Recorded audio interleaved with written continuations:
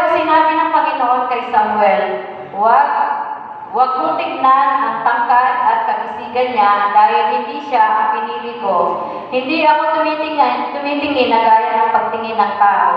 Ang tao ay tumitingin sa panlabas na kaanyuhan, ngunit ang tinitignan ko ay ang puso. So may tanong ko dito, sabi niya dito, ang tatalakayin natin ngayon ay tungkol sa the Lord's anointing, no? Ito ang paksa na ating pong pag-uusapan ngayon ng salita ng Diyos. Ano nga po ba ang anointing? Kapag sinabihan ka ba ng anointed ka, ibig sabihin pinili ka na ng Diyos. Isang tungkulin na importante na pag pinahiram ka ng langis o tubig sa parte ng iyong katawan, ibig sabihin nito ay inanoint ka na tulad ng ginawa ni Samuel kay David, nang inanoint ng Panginoon si David para sa bansang Israel. No? Naniniwala ka ba na bawat isa sa atin na narito ngayon ng Lord sa isang mahalagang tungkulin? Oo ba o hindi? Amen.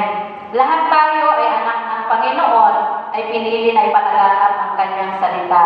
Sa mga taong wala pa sa kanya at naliligaw ng landas, na inanoint ng bawat isa ng Panginoon na mag-share ng salita ng Diyos sa ating kapwa.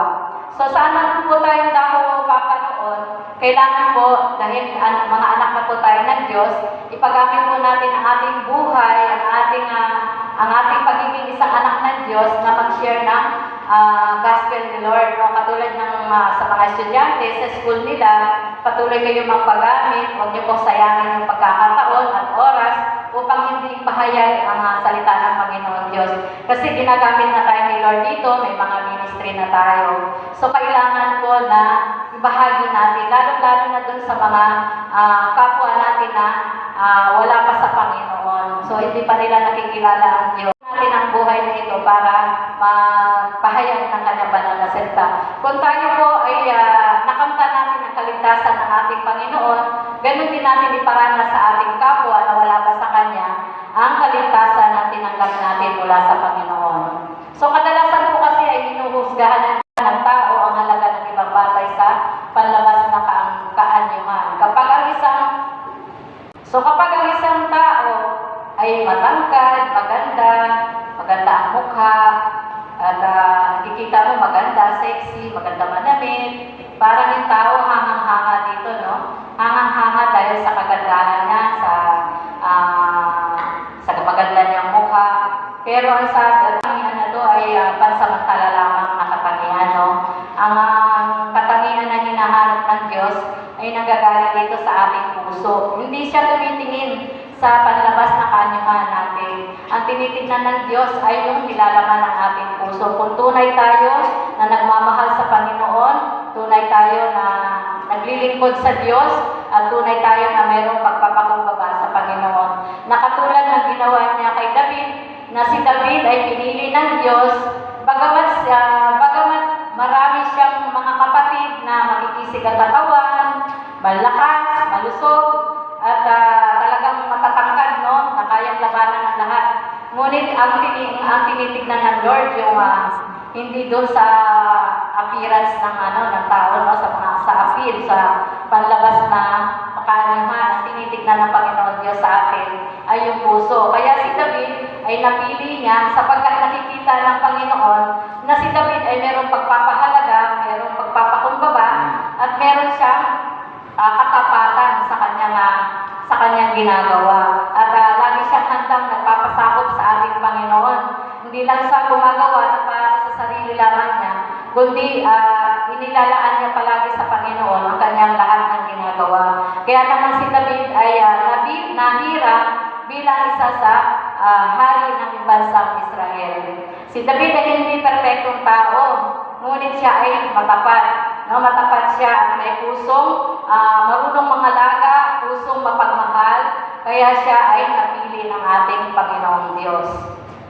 28, verse 20, tandaan ninyo, lagi ninyo akong kasama hanggang sa katapusan ng mundo.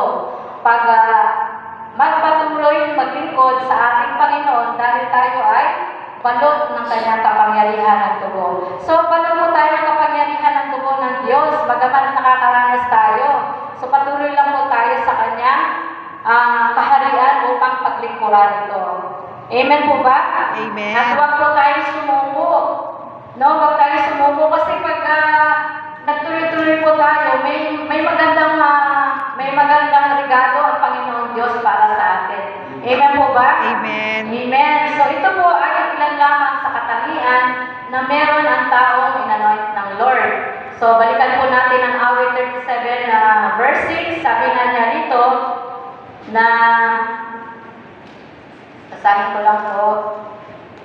Sabi niya rito sa awit 37 verse 3 to 6, umasa ka sa Diyos ang mabuting gawain at manahan kang ligtas sa lupain. Sa Diyos mo hanapin ang kaligayahan at ang pangaral mo'y iyong makamtan ang iyong sarili sa Diyos. Mo ilaga pag nagtiwala kay tutulungan ganap. Ang kabutihan mo ay magliliwanag katulad ng araw katulad ng araw kung tanghali tapat. So, ang nais lamang po ng Diyos sa atin na lagi tayo magtiwala sa Kanya. No? Magtiwala dahil magtiwala sa Kanya at ang buhay niya ay ang buhay natin ay siya'y magliligtas sa atin. Saan man tayo dapat paparoon, papatnubayan tayo ng ating Panginoon Diyos. At anuman ang balaki natin, ipagkakaloob ito ng ating Panginoon sa gabay at patnubay niya. Dahil ang Diyos ay lagi nating kasama. Hindi lamang sa kaligayahan, kasi ang kaligayahan po, kung naghahanap kayo ng kaligayahan sa mundo, pansamantala lamang po ito. So hanapin po natin yung kaligayahan na nanggagaling sa Panginoon. Kasi ang kaligayahan ng Panginoon, ay walang hanggan po itong kaligayahan na pagkakaloob sa atin. Amen. So hanapin lagi natin ang kaligayahan na nanggagaling sa Diyos, no? At walang ibang, hindi natin mahanap ito, bagamat mahanap natin sa ating mga kaibigan, sa ating best friend, sa ating kaklase, sa ating kumare, sa ating kumpare, no? Pansamantala lamang ito, pero kung kay Lord ka umasa ka palagi sa kanyang kaligayahan, walang hanggan ang mararanasan mo. At kapag ang Panginoon ay nasa iyong puso, tiyak na ang iyong pangarap ay iyong makakamtan. So ano man ang pangarap natin, ipagkakaloob ito ng ating Panginoon. Huwag lang tayong sumuko, para magpatuloy lang tayo sa kanyang gawain. Lalo na sa ating mga ministry na kinabibilangan, mahalin po natin at pagpahalagahan. Amen. Dahil ang pinaglilingkuran natin ang ating Panginoong Diyos. Kapag ang iyong buhay ay binigay mo sa Panginoon, tiyak na magliliwanag ang iyong buhay. No? Tiyak na magliliwanag ang iyong buhay at ikaw ay magiging ilaw ng lupain na hinanda ng Panginoon para sa iyo. Kaya nga sabi niya rito sa Mateo 5:16, sa ganitong paraan, pagliwanagin ninyo ang inyong ilawan sa harap ng mga tao upang makita nila ang iyong mabubuting gawa. Sa gayon, luluwalhatiin nila ang inyong Ama na nasa langit. So patuloy lang po tayong gumawa ng kabutihan at ipakita po natin na tayo ay tunay na mga anak ng Diyos na gumagawa ng kabutihan at kapag tayo po ay gumagawa ng kabutihan, na-encourage po natin sila na madala dito at hahanapin po nila kung saan tayo na naglilingkod. Ituro nila po ang church nito ng Calvin Pansinaw upang sila din ay ma-bless din, no? Makaranas din ng liwanag na ipinaparanas o nakakamta natin ng liwanag ng Panginoon. Nakatulad dito na sinabi niya na sa luwalhatiin din nila ang Panginoong Diyos na pinaglilingkuran natin. No? So, tandaan lang po natin at lagi po tayo magbasa ng Biblia sapagkat ang Biblia ay salamin po ng buhay. No? Parang ano din yan, parang salamin. Na kapag ikaw ay nananalamin, makikita mo yung dumi sa iyong mukha. At kung makita mo yung dumi sa iyong mukha, ano pong gagawin natin? Di ba? Alis din natin ito. Kung nagpupulpo ka na hindi pantay dahil nakatingin ka sa lamin, aayusin mo ito. So, ganun din po sa pagbabasa natin ng Biblia. Kung ano man yung nababasa natin doon, pupulutin natin yung magagandang bagay na tinuturo sa atin doon sa Biblia. At yung mga bagay na hindi dapat, yun po ay aalisin natin sa ating mga buhay. Amen po ba? Amen. Amen. So, tandaan lang po natin na tayo ay anak ng Diyos na dito sa church na ito upang paglingkuran ang ating Ama sa langit dito lang po sa Galilee Church. Wala pong iba. Amen po ba? Amen. Amen. So doon lang po nagtatapos ang mensahe ng Panginoon. Nais ko po na manalangin sa huling panalangin. Sa bawat ministry na pinangahawakan natin, kung saan man tayong ministry na kinabibilangan po ngayon, kailangan po meron tayong pusong mapagmahal, mapagpahalaga sa ating mga ministeryo na kinabibilangan. No?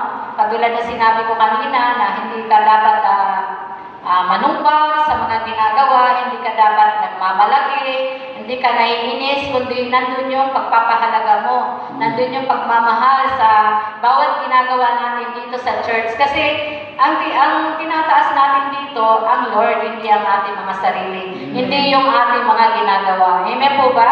Amen. Amen. So number 4 na po tayo, stand firm and never give up. So kailangan po, ano man yung mga pinagdadaanan natin sa buhay, mahirap man ito, madalas naiisip natin na mag-give up, no? Dahil mapapagod na tayo, nai-stress na tayo. Pinapaalala po sa atin ng Panginoon, magpatuloy lang po tayo sa Kanya. At kailangan lagi tayong manalangin sa Kanya. Kung nangihina po tayo, hingiin po natin sa ating Panginoon na i-restore yung kahinaan na nawala sa atin. At yung kung nai-stress tayo, ipanalangin mo sa Panginoon upang mawala yung stress natin sa buhay. Kung may mga iniisip tayo, kung nag-aaral kayo, nai-stress kayo sa pag-aaral, itaas lang natin ito kay Lord. Ituturo naman niya sa inyo kung anong dapat ninyong gawin. No? At maging sa buhay natin, sa ating pamilya, siyempre, tao lang tayo na nakakaramdam ng problema, nakakaramdam ng panghihina, pero ang susi lang po nito ay ang manalangin sa Panginoon. Kasi sabi niya rito, kahit na nadapa ka man sa lahat ng mga pagsubok na nararanasan mo, hindi lang aakayin ka ng Panginoon, kundi bubuhatin ka pa ng kanyang dalawang kamay upang nasa ganon, maramdaman mo ang pag-ibig at pagmamahal ng Lord sa iyo. Maramdaman niya na hindi ka iniiwan ng Lord, nandyan lang siya palagi. Kaya palagi lang natin tawagin ang ating Panginoon sapagkat ang Diyos ay nandyan upang handang umalalay sa iyo. Kailangan lang po natin na magtiwala at manampalataya. Kasi hindi naman tayo itatayo ng Lord dito sa ministeryo na to nang hindi natin kinakaya ang lahat ng mga nakaatang sa atin na ministeryo. No? Kasi naniniwala si Lord sa kakayahan natin Hindi ka naman ilalagay doon sa ministry kung saan ka napabilang kung hindi alam ni Lord na kaya mong gawin. No? So, mag-stand firm lang po tayo, huwag tayong sumuko. Sapagkat tayo sa buhay, huwag natin pangunahan ang ating Panginoon. No? Kailangan ipag-pray muna natin ito bago natin antayin yung plano ng Panginoon. Kasi kung gagawin natin ito na para sa sarili nating kakayahan, sa sarili nating nagawin ito, ay maaaring ikapapahamak lang natin or hindi magiging maganda ang resulta. So, kailangan po natin gawin, ipanalangin natin ito sa Panginoon. Kung talagang kalooban niya yung plano mo, ibibigay ito ng Lord. Hindi lang niya ibibigay, kundi ang the best na plan ng Lord ang ibibigay sa atin. Amen po ba? Amen. Amen. So, sa number 3 na po tayo. So, sabi nga niya rito sa Efeso, sapagkat tayo ay nilalang ng Diyos, nilikha sa pamamagitan ni Kristo Jesus, upang iukol natin ang ating buhay sa paggawa ng mabuti. Iyon ang layuning pinili ng Diyos para sa atin noon pa man. So, kailangan po natin na piliin po natin lagi ang maging mabuti at gumawa ng kabutihan. Hindi lamang sa ating pamilya, maging sa tao sa labas, na kung saan kailangan natin na maakay ang mga kaibigan natin, yung mga best friend natin na wala pa kay Lord, paggamit po natin ang ating buhay. So, paano nga po ba in-anoint ng Lord? So, ano nga po ba ang katangian na dapat i-anoint ng Lord? So, meron ilan ditong katangian na pinili na heart of servant. So, makikita natin ito sa Samuel 16 verse 7 na dapat may puso tayo sa ministeryo sa Lord. Pagkat ang puso ng nagsisilbing tulay mo upang maunawaan ang lahat na nangyayari sa buhay, mahirap man ito o maganda, kailangan bukal ang ating puso sa paglilingkod sa ating Panginoon. Amen po ba? Amen. Amen. So, hindi tumitingin kasi ang Lord natin sa kagandahan natin, sa kasipagan natin. Bagamat masipag tayo, nagdadabog naman tayo. Bagamat gumagawa tayo, pero meron namang pagrereklamo. Ayaw din ni Lord yun. Ang tinitignan ni Lord, yung tunay na naririto sa ating mga puso. So, maraming salamat po, Ama, sa katuruan mo sa hapon na ito, Panginoon, na nawa po ay maisabuhay po ng bawat isa ang katuruan mo na pinahayag mo sa hapon na ito, Lord God.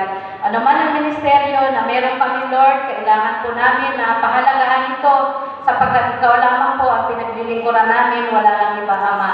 Kaya, Lord, kami po ay nagpapasakop, nagpapakumbaba, at tinataas po namin, Lord God, ang aming mga kahinaan, Lord God. Ikaw po ang magbibigay ng kalakasan nito at ang lahat ng aming mga pangarap, Ama, ay sa iyo po namin inilalagak, Ama. Kaya, Lord, wala po kaming kakayahan upang magawa ito. Kaya sa iyo po namin itinataas ito, Lord God, sapagkat ikaw po ang Diyos na sinasamba namin.